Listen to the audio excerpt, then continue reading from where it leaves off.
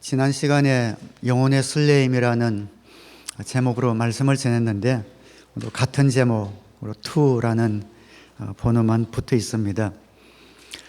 바울이 고린도전서를 쓰고 고린도후서를 썼지요. 또 데살로니가 전서를 쓰고 데살로니가 후서를 썼습니다. 후서를 쓴 이유는 전서에서 아직 하지 못한 말이 있기 때문에, 하고 싶은 말들이 더 있기 때문에 썼습니다. 영혼의 설레임이라는 제목으로 지난 시간에 영혼 구원에 대해서 말씀을 드렸습니다. 예수님 시대부터 대를 이어 지금까지 복음이 전해지고 있는 그 원동력은 복음에 대하여 영혼의 설레임을 가진 그런 주님의 사람들 때문이었죠. 영혼을 볼 때에, 사람을 볼 때에 그냥 남이나 풍경이나 기계로 보이는 것이 아니라 구원 얻을 영혼으로, 많은 남들이 있지만 그 남들이 님이 되어 한 영적 가족으로 돌아올 수 있도록 하는 그 일의 원동력은 우리 마음 깊은 곳에 있는 영혼의 설레임이다. 그 설레임을 회복하자라고 말씀을 드렸는데, 드리고 나서 그 영혼의 설레임이 있으면 울림이 저에게 올 것 같았는데 잘 오지 않았던 것 같아요. 그냥 메아리가 잘 오지 않아서 그 영혼의 설레임이 여러분들 좀 더 깊이 가질 수 있도록 하기 위해서 계속해서 영혼 구원에 대하여 오늘 말씀을 좀 더 드리려고 합니다. 하나님이 우리를 이 땅에 보내주시고 우리 인생 사는 목적이 무엇인가, 그런 영혼의 울림, 영혼의 설렘이 회복되어서 다시 한번 우리에게 맡겨주신 그런 사명을 향하여 우리가 가기로 결단하는 그런 시간이 되었으면 좋겠습니다. 교회들이 많습니다. 초대교회로부터 시작해서 2000년이 지난 지금 세계 곳곳에 수많은 교회들이 있습니다. 그렇게 많은 교회들이 있는데 그 교회들이 썩 그 사명을 잘 감당한 것 같지는 않습니다. 예전에 9.11 사태가 일어났을 때 미국의 정보기관들, CIA, FBI 얼마나 정보가 강합니까? 그런 막강한 정보력을 갖고 있으면서도 9.11 사태, 그 테러를 막지 못했지요. 그 테러리스트들이 미국에 들어와서 항공운항 기술을 배우고 라이센스를 받고 여객기를 납치해서 쌍둥이 빌딩에 돌진하는 것을 막지 못했습니다. 우리 한국 옛말에 열 장정이 한 도둑을 막지 못한다라는 말이 있는 것처럼 이것이 오늘 우리 교회들의 모습을 보여주는 것은 아닌가라는 그런 생각이 있습니다. 교회가 2000년이나 됐지만 그렇다고 해서 초대교회보다 더 성숙한 것 같지도 않고 초대교회가 가졌던 그 사명을 그렇게 잘 감당하는 것 같지도 않습니다. 기독교인의 숫자가 수십억이 되었지만 아직까지 정말 교회가 해야 될 그 일에 전적으로 매달리고 있는 모습이 많이 보이지 않습니다. 미국의 윌로우 크릭이라는 교회가 있습니다. 열린 예배, 그 교회를 개척한 빌 하이벌 목사님은 우리는 교회를 세울 때에 우리를 위한 교회를 세우지 않고 교회를 아직 안 다니는 사람을 위해서 교회를 세웁니다 라는 기치를 걸고 교회를 세웠고, 그 교회를 통해서 그 지역의 수많은 사람들이 영혼 구원을 받았습니다. 우리의 최고의 우선순위, 하나님께서 교회를 세워주신 목적, 우리의 인생을 이곳에 두신 그 목적을 다시 한번 우리가 되돌아 보아야 합니다. 왜냐하면 하나님이 이 땅에 독생자를 세상에 보내주신 이유는 죄인을 구원하기 위함이었고, 예수님이 이 땅에 오신 이유는 죄인을 찾기 위함이었습니다. 예수님이 십자가에 달려 돌아가신 이유는 죄인을 속죄하기 위해서 돌아가셨고, 교회를 세워주신 이유는 이 복음을, 사명을 전하라고 세워주셨고, 성령을 보내신 목적도 이 복음을 전할 수 있는 능력과 은사를 주시기 위해 보내셨기 때문입니다. 하나님께서 하신 그 모든 일들은 교회가, 또한 교회된 하나님의 자녀들이 아직 예수님을 알지 못하는 영혼을 구원하라고 세워주셨다. 가장 중요하고 핵심적인 이 사실을 우리가 한시도 잊어서는 안 됩니다. 만약에 교회나 크리스찬들이 하나님이 죄인 구원하시는 그 일의 우선순위를 두지 않고 중요하기는 하지만 그러나 그것보다 더 중요하지 않은 일들에 더 시간을 두고 정성을 둔다면 시간이 가면서 차츰차츰 우리는 사역이나 일에 분주한 나머지 우리가 어디에서 왔고 무엇을 위해 살아야 하는 그것을 놓칠 그런 소지가 있기 때문입니다. 하나님의 교회를 세워주신 이유, 예수님이 나를 구원해 주신 그 목적을 상실한 채 좀 더 좋은 크리스찬, 좀 더 좋은 사람이 되기 위해 노력하는 그러한 비본질적인 것에 매일 수가 있다는 것이죠. 저는 신학교 다닐 때 거의 4년간 따랐던 그리고 제가 좋아했던 그런 목사님 몇 분이 계십니다. 그 중에 한 분이 성화에 대해서 한국 교회에 큰 획을 그으신 목사님이 계셔요. 그래서 성화에 대해서 이렇게 깊이 있게 말씀하시는 분이 있구나 해서 그 책이 한 100권은 넘는데 책이 나올 때마다 옛날 책부터 시작해서 그 목사님 책을 전부 다 사서 다 읽었던, 제 신앙에 또 성화에 대한 귀한 이런 토대를 마련해 주었던 그러한 목사님이시기도 하셨습니다. 근데 시간이 지나서 보니까 성화라든지 우리가 예수님을 닮아가는 것이라든지 그러니까 구원 그 이후, 구원은 태어나는 것이고 그 이후에 우리가 주님을 닮아가는 수많은 이루어가는 구원에 대한 복음이 귀하지만 그러나 어느 순간 구원 그 이후의 일을 생각하다가 구원 그 이후에 뭔가를 좀 더 잘해보려고 하다가 나도 모르게 그 구원 이후의 삶을 가능하게 만들었던 구원 그 자체, 그 복음 그 자체를 우리가 등한시 할 수 있다라는 것을 느끼게 됩니다. 구원의 핵심을 잃어버릴 수도 있겠다. 물론 영혼 구원하에 제자 만드는 것 두 가지가 똑같이 중요하지만 좀 더 좋은 제자가 되기 위해서, 좀 더 좋은 크리스찬이 되기 위해서 노력하다 보니까 많은 프로그램들, 많은 성경 공부들을 하고 노력을 하는데 그러다 보니 나를 구원해 주신 그 예수님의 십자가의 능력, 그리고 나를 이곳에 있게 한 그 주님의 은혜, 그리고 내가 지금 해야 될 그 일이 무엇인지에 대한 핵심을 우리가 잃을 수도 있겠다. 이런 생각이 들어서 오늘 말씀을 좀 전하려고 합니다. 구원 이후의 삶이 중요합니다. 제자가 되는 것 중요하고 성화되어 가는 것 중요합니다. 그런데 거기에 우리가 조금 너무 집중하게 되면은 부작용이 생겨나는 것이 있는데 두 가지가 있습니다. 하나는 율법주의에 빠질 수가 있고 하나는 기복주의에 빠질 수가 있습니다. 예수님 믿고 나서 이제 내가 의인이 되고 나니까 내가 죄인 되었던 옛날의 모습은 생각지도 못하고 내 눈에 죄인된 다른 사람들의 모습들이 눈에 들어오기 시작하면서 나도 모르게 기준을 가지고 그 사람들을 지적하고 판단하는 율법주의에 우리도 모르게 빠질 수가 있고 내가 예수님 믿고 이렇게 열심히 사역하니 하나님 저에게 복을 주셔야지요 하는 기복주의에 빠질 수가 있더라는 것이죠. 율법주의는 뭡니까? 쉽게 비유를 들어서 설명하면 그런 겁니다. 옛날에는 내 마음이 다른 분을 전도할 때에 전 담배를 피워서 교회 못 가요 하면은 담배를 피우더라도 교회 나와야죠 라고 생각하던 사람이 어느 사이에 교회를 나오면서 담배를 피워서는 되겠냐라는 생각으로 바뀌는 것, 이런 것들이 율법주의일 수가 있습니다.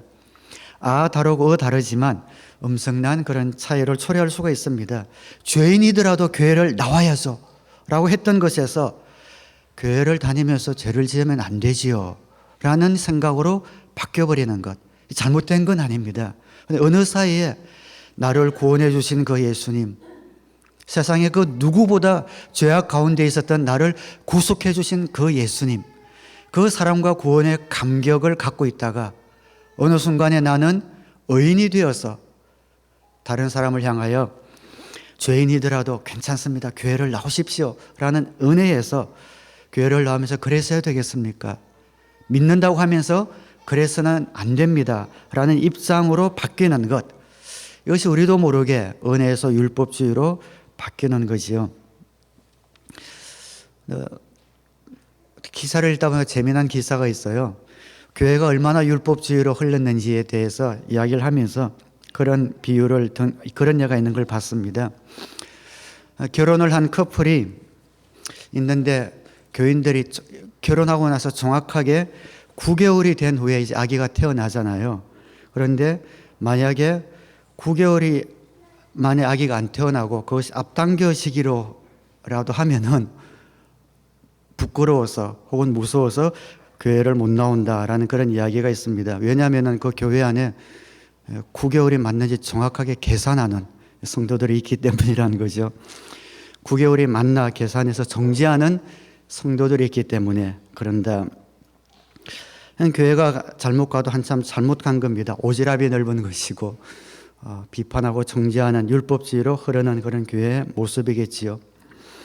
물론 우리가 예수님 믿고 나서 구원 얻은 그 이후에 관심이 있어야 하겠지만 내가 믿을 때는 죄인이었는데 지금은 의인이 되었다라는 자리에 들어가게 된다면 오늘 본문에 나왔던 이 바리새파 사람들을 향하여 예수님이 신랄하게 책망했던 그런 자리에 우리가 들어갈 수 있게 됩니다. 우리는 구원받을 때도 예수님이 필요했지만 지금도 여전히 예수님이 필요한 사람들입니다. 죄인을 구하러 오신 그 예수님과 별 상관이 없는 사람이 되어서 이제는 다른 사람을 훈계하고 중재하고 비판하고 가르치는 그런 사람이 되지 말라라고 말씀하고 있습니다. 살아가다 보면 여러분들 그런 것들 느끼지요. 다른 사람에게 은혜를 많이 베풀었는데 시간이 지나서 우리에게 은혜를 받은 사람이 훨씬 더 잘 되고 우리는 그럴 때 우리는 다른 사람을 성공시켜주는 리더십을 갖고 있으니까 그것이 기분이 좋고 또한 감사합니다. 그런데 잘 되긴 했는데 잘 되고 나서 그래도 도와준 일은 은혜를 전혀 모르고 무시하고 전에는 가르침을 받는 입장이었고 많은 은혜와 가르침을 받았는데 시간이 지나서 오히려 자기에게 가르침과 조언과 기도해주며 또 은혜를 준 그런 사람들을 무시할 때에 마음이 그렇게 썩 좋지 않은 것을 우리가 느낄 때가 있습니다. 우리가 가정교회를 이렇게 든든하게 세워질 것은 우리 교회를 향하여 많은 도움을 주신, 기도해 주신 목사님들, 교회들이 있기 때문이죠. 여러분들이 다녀온 평신도 세미나를 다녀온 그런 교회들, 우리에게 오셔서 간증 집회를 하고 부흥 집회를 인도해 주신 그 많은 목사님들, 목자님들, 이런 분들의 도움으로 우리가 가정교회로 이렇게 든든히 세우셨습니다. 또 우리가 평신도 세미나를 주최해서 많은 교회들을 섬겼습니다. 그런 교회들은 중에는 우리 교회보다 훨씬 더 큰 교회들도 있고 지금은 우리 교회보다 훨씬 가정교회를 잘 이끌어 나가는 교회들도 있습니다. 근데 참 그런 분들이 지금도 컨퍼런스에 만나면 그때는 가정교회를 막 시작하는 아무것도 모르는 그런 교회였는데 지금은 그 지역에서 정말 좋은 가정교회를 이루고 부흥했던 우리 교회보다 훨씬 더 커진 이런 교회 목사님들 만나면은 여전히 그 은혜를 잊지 않고 목사님 그때 우리 성도님들이 목사님 교회 가서 평신도 세미나 때 큰 은혜를 받아서 저희가 이렇게 됐습니다라고 말이라도 인사라도 그렇게 해줄 때에 마음의 어떤 감격, 감동을 느끼게 됩니다. TV에는 사랑을 싣고라는 그런 프로 볼 때 우리가 감격을 하는, 감동받는 이유가 거기에 있죠. 옛날에 그 어려울 때에 도와주었던 은인들, 스승님들, 어떤 형편에서든 찾아가지 못하다가 시간이 지나서 그 스승님을 찾아가서 절할 때에 그 은혜를 잊지 않고 절할 때에 서로 눈물 흘리는 이유가 거기에 있지요. 저도 그렇고 여러분도 그러고 지금 이 자리에서 이렇게 아름다운 신앙인으로 하나님의 자녀로 또 예수님의 제자로 서 있는 이 근거는 많은 사람들의 도움뿐 아니라 예수님의 은혜, 예수님의 보혈의 은혜가 있었기 때문입니다. 우리에게 도움을 주셨던 그 많은 분들도 그렇게 고맙고 감사한데 예수님이야말로 우리를 감옥이 아니라 지옥에서 죽음으로 나를 이 자리에 있게 하신 그런 분이시죠. 정말 죽음 가운데, 지옥 가운데, 심판 가운데 있을 수밖에 없는 우리를 생명으로, 천국으로, 빛으로 옮겨주신 분이 예수님이시라면, 그 예수님의 사랑과 구원의 은혜를 간직하고 있다면 우리는 은혜의 눈으로 모든 사람들을 바라볼 수 있습니다. 율법학자들처럼, 바리새파 사람들처럼 자신들도 지키지 못하는 규례들을 만들어 그 사람들에게 짐을 지우는 이러한 사람들이 되지 않는 거죠. 10,000달란트를 탕감받았는데 100데나리온 빚진 사람을 닥달했다가 예수님에게 꾸중들은 그런 자리에 우리도 잘못하면 갈 수 있다는 것을 보게 됩니다. 13절에 율법학자들과 바리새파 사람들아, 위선자들아, 너희에게 화가 있다. 너희는 사람들이 들어오지 못하도록 하늘나라의 문을 닫기 때문이다. 너희는 자기도 들어가지 않고 들어가려고 하는 사람도 들어가지 못하게 하고 있다. 얼마나 무서운 말입니까? 그 당시에 종교인들에 대한 예수님의 지적이었습니다. 구원받았던, 하나님의 자녀이 되었던 그 감격을 잃어버리고 구원 이후에 어떻게 하면 좀 더 좋은 이런 모습이 될까라고 시작은 좋았을지 모르지만 어느새 그것이 주가 되어서 위선하고 다른 사람들에게 칭찬받기 원하는 그런 종교인들의 모습으로 변해버린 그런 사람을 향하여 예수님이 책망하고 있는 것이지요. 예나 지금이나 예수님이 가장 책망하는 사람은 바로 이런 종교인입니다.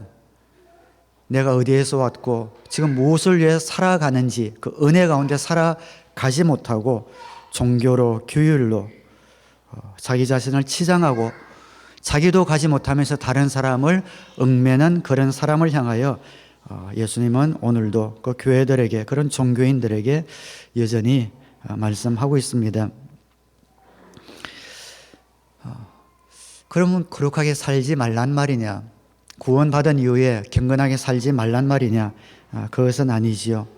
그러나 참다운 경건, 참다운 거룩이 무엇인지, 성령 충만이 무엇인지 우리는 알아야 합니다. 내가 거룩하니 너희도 거룩하라. 하나님이 그렇게 말씀하셨죠. 그런데 하나님의 거룩을 우리가 어떻게 할 수 있습니까? 하나님이 이 땅에 보내주신 예수님을 통하여 우리는 하나님의 거룩이 무엇인지 알게 됩니다. 이 땅에서 가장 거룩한 분이 있다면 예수님이시죠. 그 예수님의 거룩은 어떤 거룩이었습니까? 바리새파와 율법학자들 같은 이런 외식이 있는 그런 거룩이 아니었지요. 오히려 그들이 무엇이라고 하든, 그들이 어떤 눈으로 보든 아픈 자를 고쳐주고 안식일에도 병자를 치유하며 세리의 집에 들어가고 창기의 집에 들어가 그들에게 사랑을 베풀고 복음을 전해주셨던 그 예수님의 모습이 참다운 거룩이셨죠. 사람들의 눈을 의식하지 않고 영혼들을 사랑하고 아끼고 그들에게 아낌없는 은혜를 베푸셨던 그 모습이 예수님의 거룩이셨던 것을 우리는 보게 됩니다. 참다운 거룩과 참다운 경건은 따뜻함과 용납함, 이런 것들이 주님의 경건이었습니다. 성령 충만하다는 것도 마찬가지입니다. 그냥 항상 찬송 부르고 기도하는 그런 것이 성령 충만한 것이 아니라 정말 성령 충만한 하나님의 자녀들은 같이 있어서 즐거운 사람, 관대한 사람, 하나님이 만드신 모든 것에 관심을 갖는 사람, 남의 일을 남의 일로 여기지 않는 사람, 지극히 작은 일에도 하나님이 하시는 일을 볼 수 있는 사람, 어려운 여건 속에서도 감사할 수 있는 사람, 함께 있어서 행복한 사람, 재미있는 사람, 따뜻한 사람, 이런 사람들이 바로 성령 충만한 사람들이지요. 그래서 성령 충만한 사람은 같은 여건 속에서도 더 좋은 아버지가 되고 더 좋은 어머니가 됩니다. 더 좋은 아내가 되고 더 좋은 남편이 되고 더 좋은 사위가 되고 더 좋은 며느리가 될 줄 아는 사람입니다. 똑같은 학생들 앞에서도 더 훌륭한 선생님이 될 수 있는 사람이죠. 성령 충만한 사람은 환경의 지배를 받지 않고 사망의 음침한 골짜기 가운데서도 하나님이 함께 하시는 것을 누리고 즐기는 사람이지요. 경건한 사람은 성경에 나온 대로 고아와 과부를 돌보고 자기를 지켜 세상에 물들지 않는 사람, 하나님을 사랑하고 이웃을 사랑하는 사람. 이 성경에서 말씀하고 있는 참다운 거룩과 경건, 성령 충만은 모두가 관계 속에서 이루어집니다. 다른 모든 사람들을 향한 따뜻함과 사랑, 용납함, 은혜 베품, 섬김, 이러한 것들이 성경이 말하는 거룩함과 경건함과 성령 충만함입니다. 그래서 우리가 구원 얻은 이후에 종교 지도자들, 바리새파 같은 사람들로 가지 않는 그러한 길은 주님의 거룩을 본받는 겁니다. 성령 충만하여 우리가 다른 사람들 속에서 그분들이 나를 통하여 내 안에 있는 예수님의 성품이 흘러나오는 것을 바라볼 수 있도록 나아가는 그런 사람이 되는 거죠. 홀로 있는 사람이 아니고 세상과 담을 쌓고 있는 사람이 아니라 세상 가운데 들어가는 사람. 자, 다시 말씀의 핵심과 연결을 해야겠습니다. 세상 가운데 들어가서 무엇을 하는 사람일까요? 결국에는 그 사람들에게 우리가 얼마나 나은 크리스찬인가를 보여주는 사람이 아니라 그러한 성령 충만한 사람이 되어 그들을 주님께로 이끄는 사람. 그것이 바로 주님이 원하시는 하나님의 자녀의 삶이고 교회의 모습입니다. 그 교회가 더 좋은 교회, 프로그램이 많은 교회, 다른 사람들에게 칭찬받는 산뜻하고 그런 교회가 되려고 노력하다가 그 교회가 세워진 예수 그리스도의 보혈과 그 영혼에 대한 사명을 잃어버린다면 모래 위에 지은 교회가 되지 않겠습니까? 그렇게 아름다운 복을 주신 그 목적이 무엇인가? 항상 그것을 우리가 잃지 말아야 합니다. 하나님이 나를 왜 이 자리에 서게 해주셨는가? 더 복 받으라고?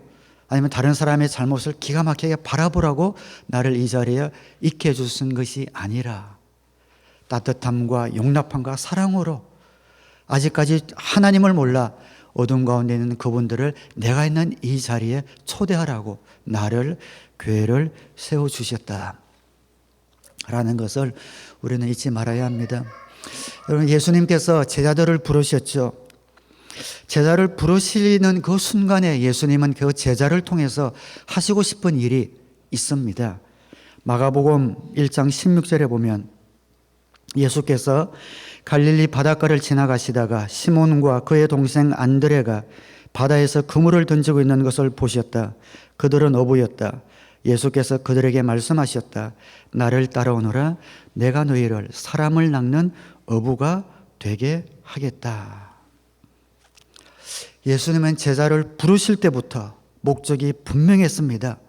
더 나은 사람이 되게 하려고, 더 복받는 사람이 되게 하려고, 또 축복받는 사람이 되게 하려고 부르신 것이 아니라 내가 너로 사람을 낚는 어부가 되게 하겠다. 많은 사람을 하나님께로 이끄는 사람이 되게 하겠다. 그렇게 부르셨고 그 사도들을 통하여 교회를 세우신 것이죠. 우리 인생을 부르신 목적도 3년간 그들을 훈련시킨 목적도 더 나은 크리스찬이 되게 하기 위하여 훈련시킨 것이 아니라 사람을 낚는 어부가 되라고 교회를 세워서 주님의 사명을 감당하라고 그들을 불러주셨습니다.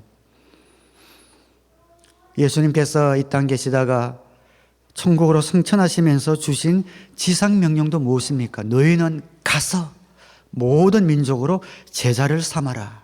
사람을 낚는 어부가 되라. 그런 교회가 되라라고 말씀해 주셨습니다.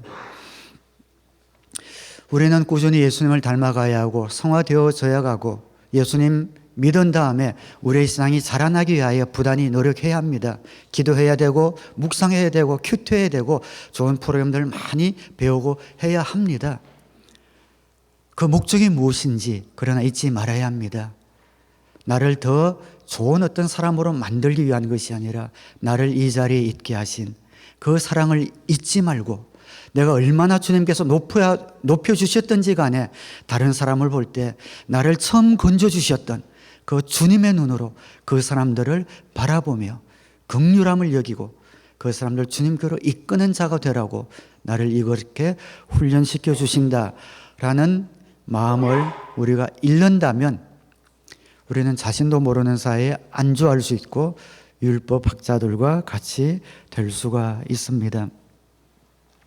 저는 여러분이 이 세상 살면서 받을 수 있는 가장 큰 칭찬이 야, 저 사람은 사람을 낚는 어부야.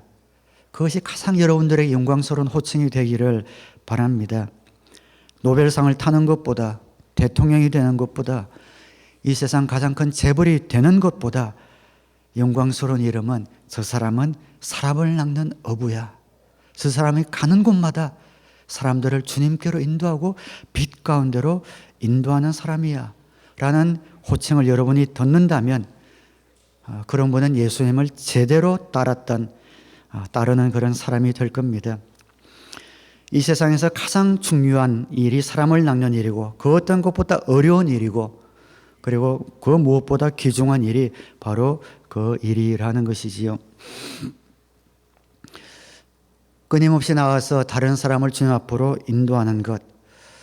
하나님이 구원하지 못할 사람은 없습니다. 나를 구원하셨다면 이 세상 가운데 하나님이 구원하지 못할 분이 없습니다.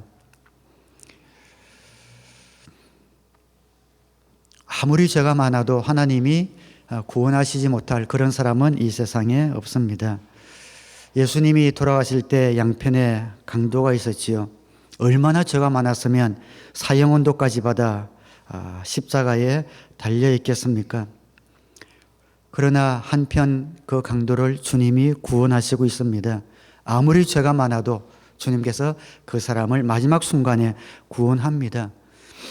그러나 반대편에 있는 강도는 구원받지 못하지요. 더 죄가 많아서 구원받지 못한 것이 아니라 주님께서 마지막 순간까지 구원의 손길을 베푸시지만 마음을 강팍하게 하고 받아들이지 못하고 그 주님을 원망하고 멸시했을 때에 구원받는 길을 스스로 막아버렸던 것을 보게 됩니다. 성령의 은혜를 스스로 거부했을 때에 구원의 기회를 놓치는 것을 보게 됩니다. 오늘 그런 강팍하고 몰라서 무지 가운데 있는 사람들에게 나아가서 하나님의 사랑을 증거하고 주님께로 이끌라고 우리 교회를 저와 여러분들을 주님께서 불러주셨습니다. 우리는 의인이지만 그러나 용서받은 그런 의인, 용서받은 죄인이다라는 그런 마음을 잃지 말아야 하겠습니다. 용서받을 때도 주님의 보혈이 필요했지만 지금도 예수님과 상관이 있는 그런 사람이 되어야 합니다.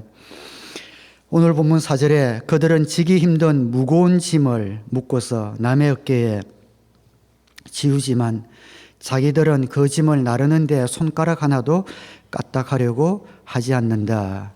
종교인들이 서로에게 지어주는 율법의 짐을 이야기하고 있습니다. 자기는 까딱하지 않지만 다른 사람 어깨에 무거운 짐을 얽어매어 말로만 하나님의 자녀인 척 하는 그런 사람들처럼 주님께서는 내 짐은 가볍고 내 멍에는 쉽다고 했는데 우리 자신은 신앙의 연륜이 깊어갈수록 다른 사람에게 짐을 지우면서 나는 영혼의 그런 울림이나 설레임 없이 안주하는 그런 모습을 갖고 있다면 오늘 그런 사람들을 향하여 주님이 그때나 지금이나 여전히 이 말씀을 주시고 있다고 생각을 합니다. 하나님이 죄인을 구원하지 못하는 것이 아니라 교회가 어떻게 보면 다른 것에 너무 신경이 쓰여서 자기도 모르게 율법주의자가 되어서 죄인을 구원하지 못하는 경우가 많지 않나. 그 많은 정보기관들이 있지만 한 사람 테러리스트를 막지 못했던 것처럼 2000년이 지난 지금 그 수많은 교회가 있지만 한 영혼을 구원하지 못하고 빠져나가게 만들고는 있지 않나. 그런 가운데 하나님께서 이곳에 우리 교회를 세워주셨다면 다시 한번 우리 교회를 왜 이곳에 세워주셨는지, 나를 왜 하나님의 자녀답게 이렇게 만들어주셨는지 생각하는 그런 시간이 되기를 바랍니다. 여러분, 예수님 믿고 나서 제자로 훈련받는 그 일도 중요하지만 힘들면 뭐 안 해도 됩니다. 어떤 목사님에게 그 성도님이 그렇게 질문을 했다고 합니다. 아니, 목사님, 예수 믿는 것이 왜 이렇게 어려워요? 해야 되는 일이 너무 많아요. 이것도 해야 되고 저것도 해야 되고 뭐 이것도 내야 되고 또 어디도 가야 되고 해야 되는 일이 너무 많아요. 그때 그 목사님이 그 성도님을 향해서 그렇게 이야기했다고 합니다. 성도님, 아무것도 안 해도 됩니다. 아무것도 안 내도 됩니다. 아무 데도 안 가도 됩니다. 그냥 예수님만 사랑하세요. 그 정답인 것 같습니다. 예수님만 사랑하세요. 예수님을 사랑하기 때문에, 그 예수님의 사랑이 나에게 항상 감격으로 차 있기 때문에 흘러나오는 것이 신앙의 훈련이고 신앙의 모습이고 신앙의 형태여야지, 그것을 묻어두고 내가 좀 더 나은 크리스찬이 되기 위하여 노력하다가는 잘못해서는 율법주의로 흐를 수 있다라는 그런 말이 되는 거죠. 우리도 때로는 자기 이름을 부르면서 은진아, 아무것도 안 해도 돼. 아무것도 안 해도 돼. 그냥 예수님만 사랑해. 그 예수님의 사랑만 너의 마음 가운데 가득 채워. 그렇게 말할 필요가 있지 않나 싶습니다. 예수님을 사랑하기 때문에, 그래서 기도하고, 예수님을 사랑하기 때문에 그분을 닮기 원하고, 예수님을 사랑하기 때문에 나아가서 영혼을 구원하는 그러한 복된 주님의 자녀들이 다 되시기를 주님의 이름으로 축원합니다. 예수님을 믿고 성화되어 가는 것, 주님을 닮아가는 것, 제자 훈련하는 것, 이것이 중요하지 않다는 말씀을 드리는 것이 아닙니다. 그러나 거기에 너무 신경을 써다 더 중요한 것, 나를 이곳에 있게 한 그것을 잊을까 봐 이렇게 말씀을 드리는 것을 여러분들이 좀 이게 전달이 되었으면 좋겠어요. 옛날 웅변식으로 하면 정말 주님을 사랑하기 때문에 주님의 제자가 되라고 이 연사 힘주어 외칩니다. 이렇게 하고 싶은데 그 마음을 여러분이 정말 좀 전달받아서 가장 중요한 것이 무엇인가?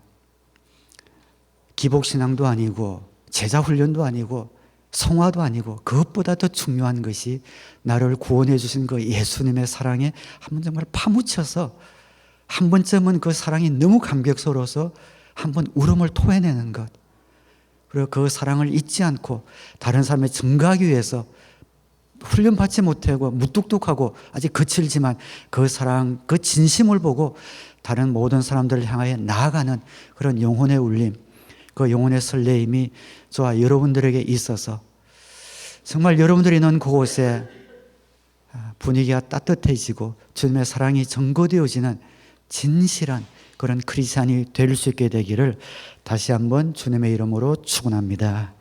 기도하겠습니다.